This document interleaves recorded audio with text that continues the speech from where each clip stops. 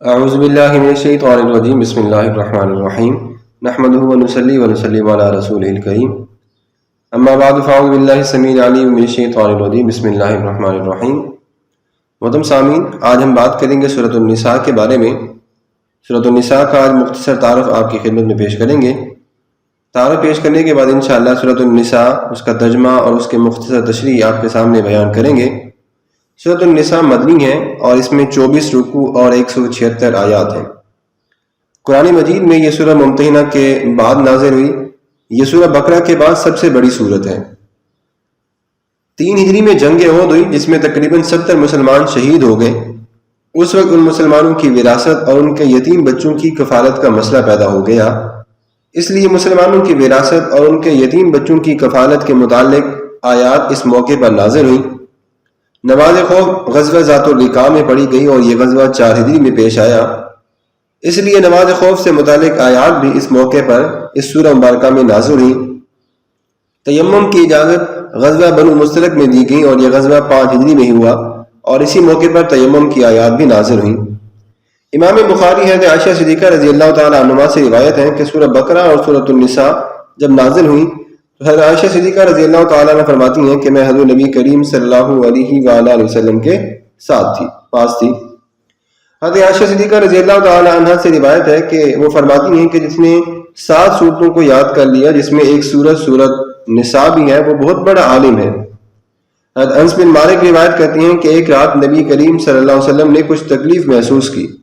صبح کو آپ سے عرض کیا گیا، یا رسول اللہ صلی اللہ علیہ وسلم، آپ پر تکلیف کے آثار ظاہر ہو رہے ہیں۔ آپ نے فرمایا، الحمدللہ، میں نے 7 بڑی صورتیں پڑھ لی ہیں۔ اور ابن عباس رضی اللہ تعالیٰ عنہ سے روایت ہے کہ جس نے سورۃ النساء کو پڑھ لیا، وہ جان لے گا کہ وراثت میں کون کس سے محروم ہوتا ہے اور کون کس سے محروم نہیں ہوتا۔ الدر المنشور۔ اسی طرح قرآن مجید کی پہلی بڑی 7 صورتوں کو اسب اور طوال بھی کہتے ہیں، مطلب یہ کم از کم 200 سے زیادہ آیات پر مشتمل، یا یوں سمجھ لیں جو بڑی صورتیں ہیں ان کے بارے میں یہ کہا جاتا ہے، جیسے سورہ بقرہ، سورہ آل عمران، سورۃ النساء، المائدہ، الانعام، الاعراف اور سورۃ الانفال۔ اور یہ بھی کہا جاتا ہے کہ جن صورتوں کی تعداد 100 یا اس سے زیادہ ہوں تو ان کو معین کہتی ہیں، مئتن سے، اور جن صورتوں میں 100 سے کم آیات ہوں تو ان کو مثانی کہتی ہیں، اور مثانی کے بعد پھر مفصل ہے، جو کہ سورہ حجرات سے سورہ بروج تک کی صورتوں کو پھر طوال مفصل کہتے ہیں۔ اس کی آگے مزید اقسام ہیں۔ سورہ بروج سے سورۃ لم یکن الذین، یہ اوساط مفصل ہیں، اور لم یکن الذین سے لے کر آخر تک کو ہم قصار مفصل بھی کہتے ہیں۔ یہ صورتوں کی کچھ تعداد تھی اور ان کے کچھ روابط تھے۔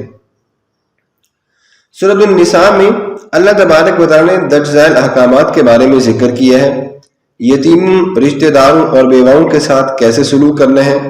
سورہ آل عمران میں جیسا کہ ہم نے پڑھا تھا کہ جنگ بدر میں اور جنگ احد کے واقعات کا ذکر کیا گیا، جبکہ اس سورہ مبارکہ میں اللہ تبارک و تعالی نے یتیموں کے حقوق کی ادائیگی اور تعدد ازواج کی اجازت اللہ تبارک و تعالی نے قرآن مجید میں دی۔ اسی طرح معاشرے سے فحاشی اور بے حیائی ختم کرنے کے ابتدائی احکامات سورۃ النساء میں اللہ نے بیان فرمائے۔ اسی طرح یہ بھی اللہ نے بیان فرمایا کہ کن عورتوں سے نکاح کرنا جائز ہے اور کن سے نکاح کرنا جائز نہیں ہے، یہ بھی اللہ تبارک و تعالی نے اس سورہ مبارکہ میں بیان فرمایا۔ اعمال صالحہ اور توبہ کی تلقین، مسلمان کا مال حق نہ کھانے، مال نہ حق کھانے اور مسلمانوں کو قتل کرنے کی ممانعت کے بارے میں بتایا گیا۔ آئینی اور معاشرتی حکام، والدین اور رشتہ داروں سے حسن سلوک، میاں بیوی کے احکامات اور بخل کی مذمت، ایمان اور اعمال صالحہ کی نصیحت، یہود کی شرارتوں کا رد اور مسلمانوں کو یہود سے خبردار کرنا، نماز کے اوقات، نماز کی تلقین، نماز قصر کے بارے میں احکامات، منافقین کو سرزنش، جہاد کی تلقین، دارالحرم میں گھرے ہوئے مسلمانوں کے احکامات اور مسلمانوں کو منافقوں سے متنبہ اور تنبیہ کرنا، یہ سارے کے سارے احکامات اس سورہ مبارکہ میں بیان کیے گئے۔ محترم سامعین، انشاءاللہ آج کی اس ویڈیو کا ہم یہیں اختتام کرتے ہیں۔ اگلی ویڈیو میں ہم سورۃ النساء کی تفسیر، اس کا ترجمہ شروع کریں گے۔ سورۃ النساء مدنی ہے اور اس میں 176 آیات اور 24 رکوع ہیں۔ آج کی اس ویڈیو کا یہیں پہ اختتام کرتے ہیں۔